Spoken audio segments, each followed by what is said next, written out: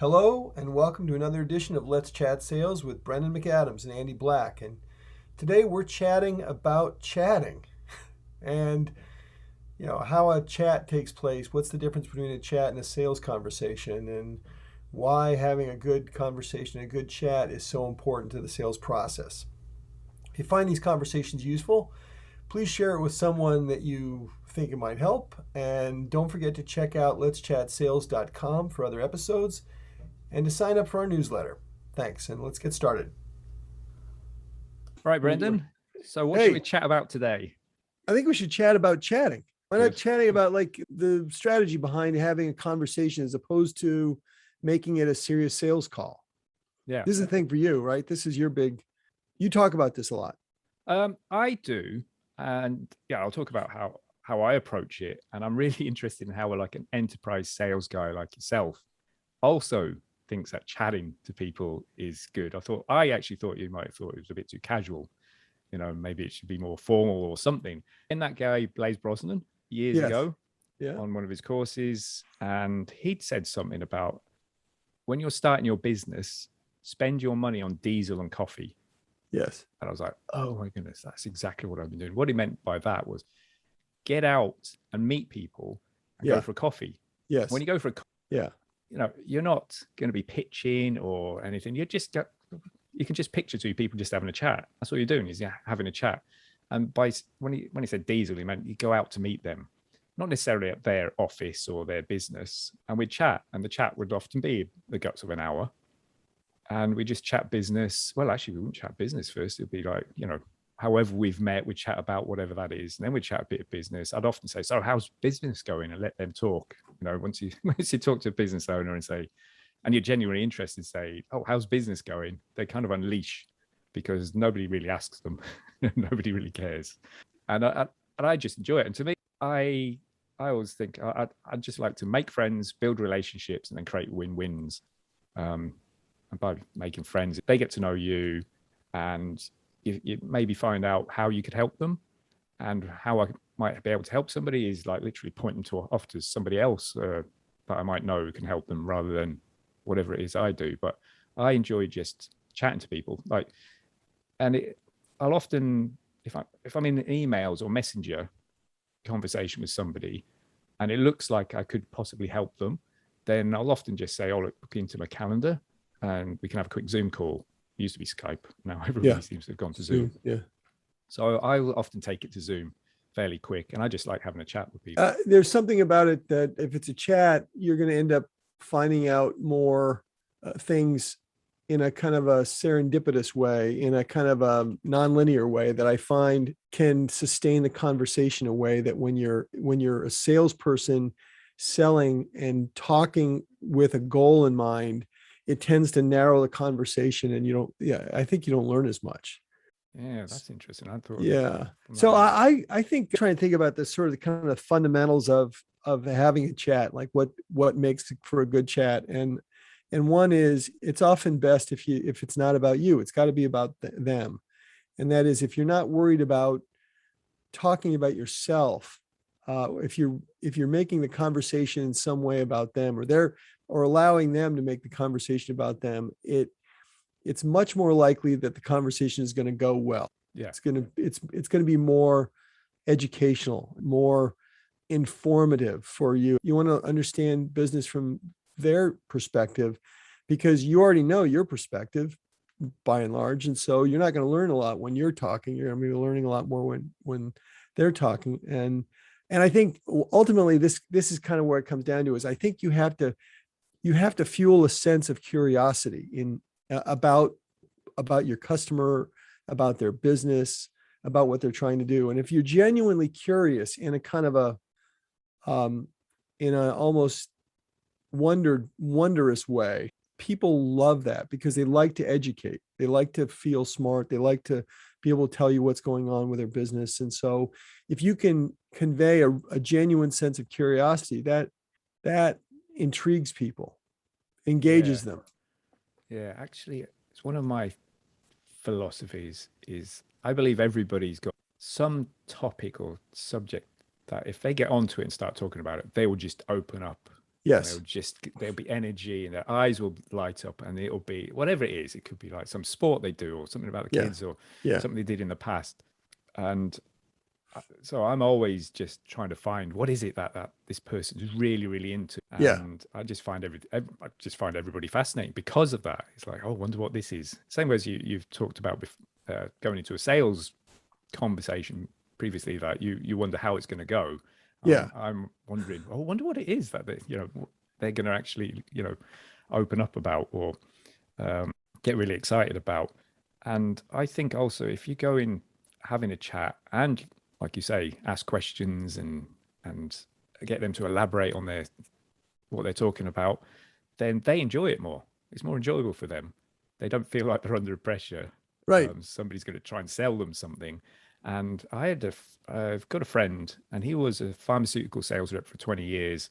And I was getting him to help me just sell Google Ads to local service businesses over in the UK, because I'm Right. over here in Ireland. And I went across and I went with him a few times, and his process he was just much too forward. And I was almost like kicking him under the table, going, okay, just stop with that line that you're taking there. Just trying to make it.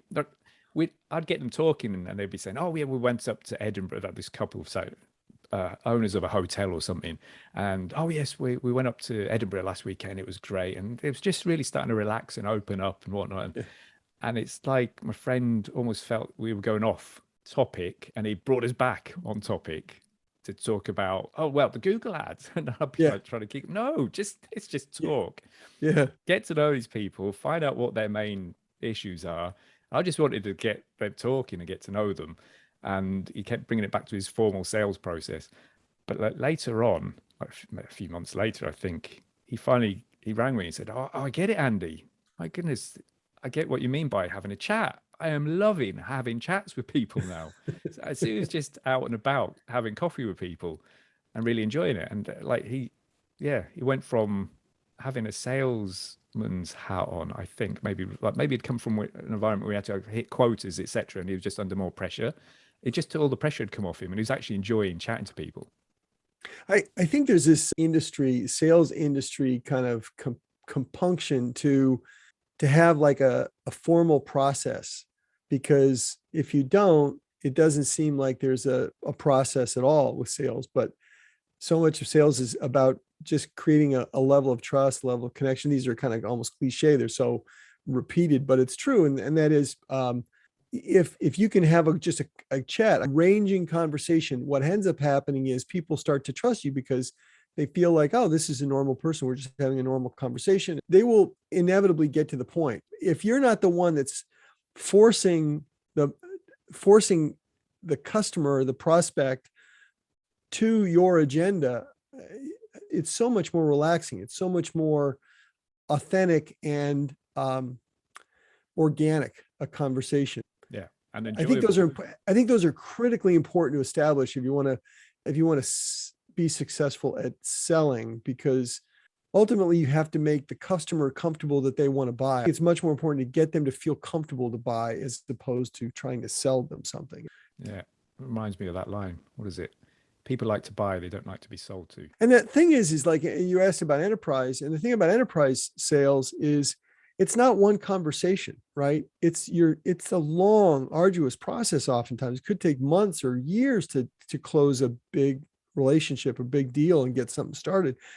And so you really kind of want to have an understanding of what your customers are like and what drives them and what's important and what they, what worries them and what challenges they have inside the company, at home, in the marketplace, all those things kind of, they plug into the equation at some level. Yeah, that's reminded me of something that I learned when I was an IT contractor, that I didn't work for this big blue chip company. I worked for the guy who signed my invoice. Yeah. And that was a person.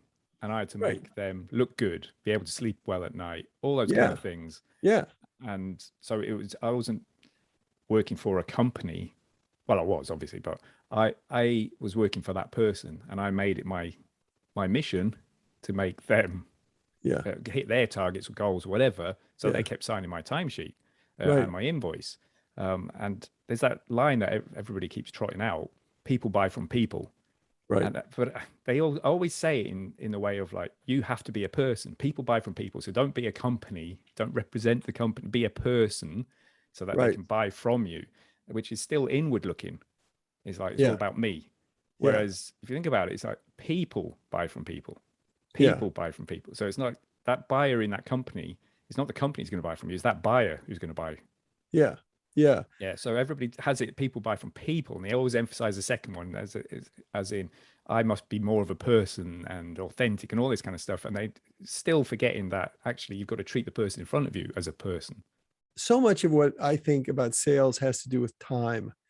And that is we all have, a limited amount of time. If you're in a enterprise situation, you're with you're an enterprise customer, you're an enterprise or B2B customer, money is probably not the big constraint. The big constraint is time. And that is when a customer is looking and evaluating their vendor, they're looking at them as, what's the likelihood that I can get stuff done with this person or with this company? And if they're going to be the kind of person that is straight up with me and authentic and is going to tell me the truth and go the extra mile and be authentic and be, and have character, then ultimately you have to invest time at the front end to figure that out. And then if you do at the front end, it saves you so much time later on. Because if you figured out this is someone that I can do business with, that I can rely on, that makes me look good.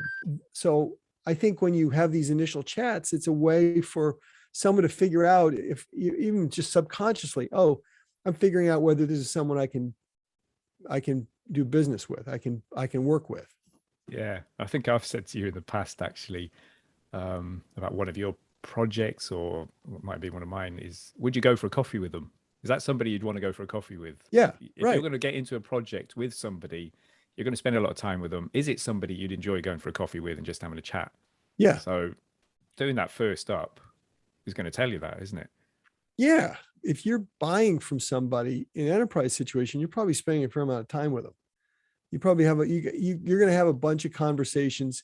There are going to be difficult moments, and you want to pick people and companies that are solve the problem, but also are the kind of people that will solve the problem. I mean, that doesn't work every single time. There are customers out there that will select the cheapest product every time because that's just the philosophy of the company.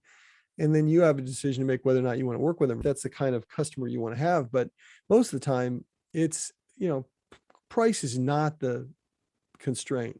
Yeah. It's whether or not you can get along with them, whether or not you can count on them. That, are they going to, does the product do what it says it's going to do? And are you representing it accurately? That sort of thing, Yeah. Well, it reminds me of when I was in IT and I was a junior, didn't have, years of experience under my belt.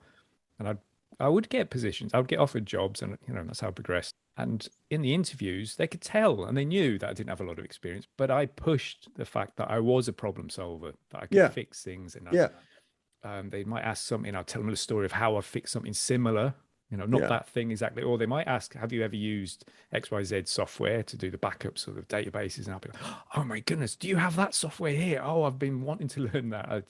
I know it does this, that, and the next thing, but I've never been at a site that's done it. And then I just want them to be looking at their checklist going, oh, hold on, is that a tick or a cross? Hold on, he's so passionate about it. He really wants to have a go.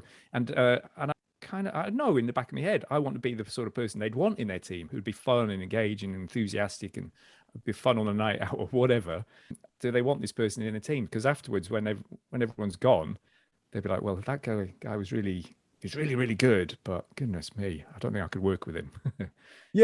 Whereas Andy, like he's not as good, but he's not got the experience as yet, but he'd be fun to work with, or I trust him, or he'd be a problem solver, all those things. I wrote an essay that I did on Twitter for this thing I was doing a while ago, and the title of the essay, which by the way, this pretty much explains the whole essay, is I'm not the smartest guy in the room. That's kind of my philosophy when I go into selling, is like, I have no interest in being perceived as being the smartest guy in the room. That's not what I care about. And I find that that's incredibly helpful perspective to have when you're selling. I don't have to know everything. If you're selling to someone and they don't feel like you're coming off as being this know-it-all, it's disarming. It makes them feel smarter. And so the corollary to that is I always have a certain curiosity about how they do their work and what their job is like and what's going on inside the company. And in enterprise companies, there are all sorts of wacky things going on. Enterprise companies are in business almost in spite of themselves sometimes. The things they do are just so stupid, but they have they're like aircraft carriers. They can take so many hits because they're just so big. They can't be mortally wounded very easily. And so I'm always fascinated when people will tell you how, what's going on and why this doesn't work with this, or there's a political this problem with this guy or that gal or whatever. When those things come up and they start talking about them, and they are inevitably opportunities for somebody. Because if you can come in and say, oh, hey, I can fix that for you. Yeah. And sometimes it's just by listening and reassuring them that, that they're doing the right thing. And, that may be all it takes. Oh, I like this guy. He understands me, and that's enough to kind of move things along. And in that situation, maybe you've seen stuff in other clients, and you can say, well, maybe try this and just give them a little twist, try it that way. And it's nothing to do with your product or whatever, but you've just seen something. Try that, and you can make all the difference. And obviously, they want you around then. Very good. Okay, so we're fans of chatting. I like that. I have one tip too on this, and that is when you're having a conversation.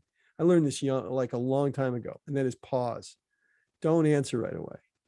And that is when someone says something, if you can just 2 seconds, just don't say anything for 2 seconds, and then comment. You'd be surprised how often the conversation just keeps going if you just pause before you answer back. And it prevents you from feeling like you have to race to give an answer. Now, the thing about that is that makes it really difficult and this is why I don't like going into sales calls with lots of people, is because there's always this competition with you. And if you've got someone else on your team that's selling with you into a meeting, is that there's this compelling need to answer. And if you pause, the likelihood is someone else is going to answer, for you, that your teammate is going to, it's going to say, oh, blah, blah, blah. And you you missed the moment because they would have kept going. They would have kept going. They would have kept talking, or, some simple, oh, really? And then they're off in the races and they're telling you more. And that's where you learn stuff. And that's where you develop trust. And anyway, that's just, to me, that's a takeaway. I agree with that. Being comfortable with silence is critically important. You might ask a question, especially if you do it on the phone. You can't see what's going on if you're talking over the phone, but you might ask a question and they're thinking. They're going to come back. They're just thinking at that moment in time. Yeah. So it might drag on. If it's 3 seconds, you're thinking it's like that's 3 hours. You're going to waffle away, but maybe just let them come back if you've asked a question.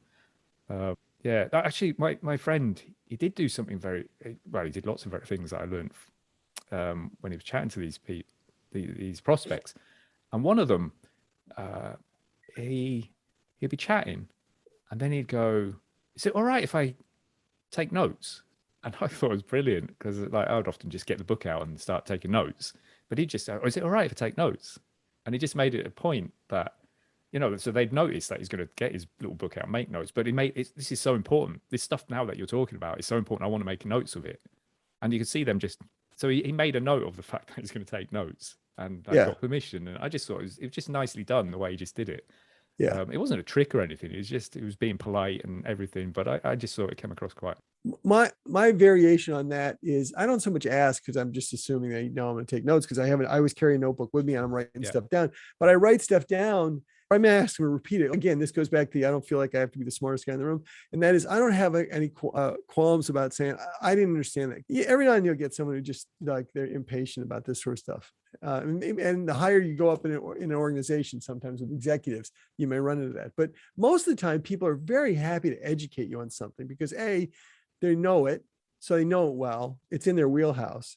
And they're quite happy to teach someone else. People like to educate others, and if you're willing, you're like, oh, I don't get that. Explain it to me further. People love that. Oh yeah, absolutely. That's what I was saying at the beginning. If you say for me, I deal with a business owner, how's business going? But it's like a genuine question.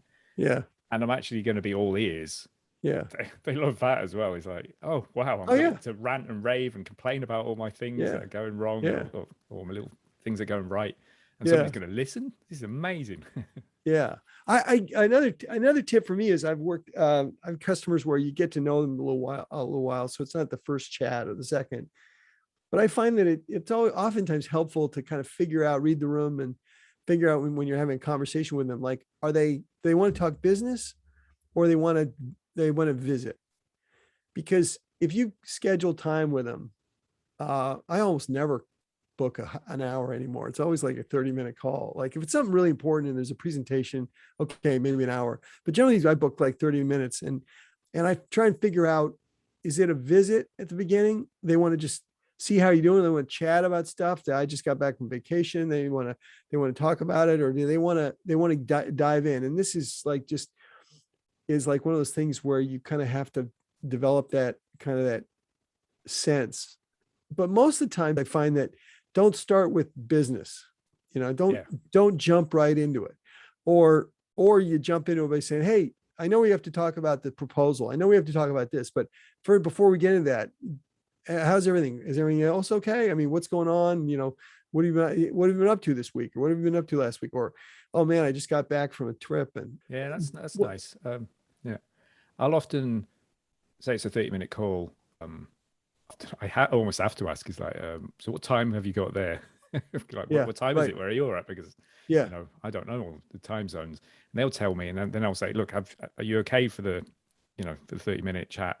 You have to go off anywhere at the end, like kids or whatever. Yeah. And that just gets conversation going, it's this time here. And I'm like, really? You're up late, or you're up really early, Yeah.